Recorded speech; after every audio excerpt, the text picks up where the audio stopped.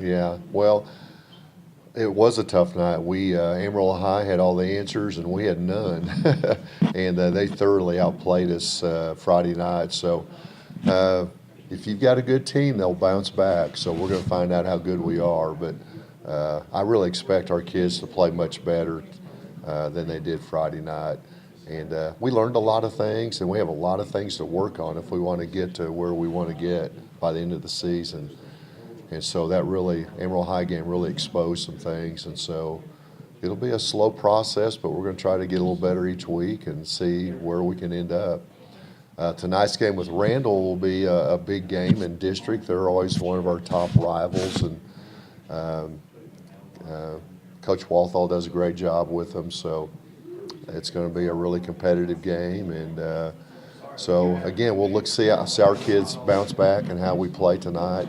We need to get better offensively, that's for sure, taking care of the ball and being able to execute something. So we'll see if we make any strides. Have you had to coach against someone as talented as Zayla Tenner that often throughout your career? Well, she's definitely a talented kid, and but in 40 years, you're going to see a lot of good players, and so we've seen a lot of good ones. But Zayla's definitely up there at the top, and great potential. She plays hard, does all the things really well. But their team, Amarillo High's team, is just really good. So she's got a bunch of help. Unlike the first game against Amarillo High, you talked about it a little bit, your offense the other night. Yeah. I just felt like Amarillo High's pressure just took us out of everything. We just couldn't execute anything in our offense, and but give them credit.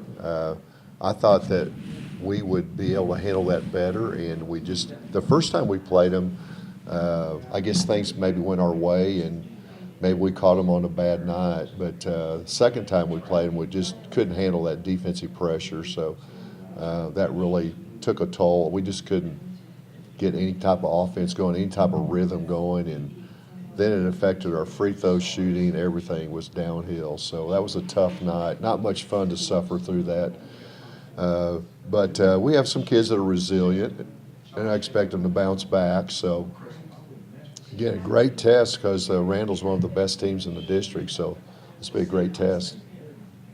Joe, talk about rebounding from a loss like that. You learn more from losses. I know your style is not, we're running lines today. I your style, I've known you for a very long time. Yeah. Like leading into an NCAA tournament, if you're on a UNLV run where you haven't lost, I know it was to lose, but it's not a good time for it. Sometimes it can be a blessing in disguise, and really, I think you can, like you said, you can learn more from a loss than a win, and I'm sure the loss affected our psyche and our outlook on the next 3 weeks more than if we had won that game. So we're going to be in a little bit more of a desperate mode and sense of urgency for sure.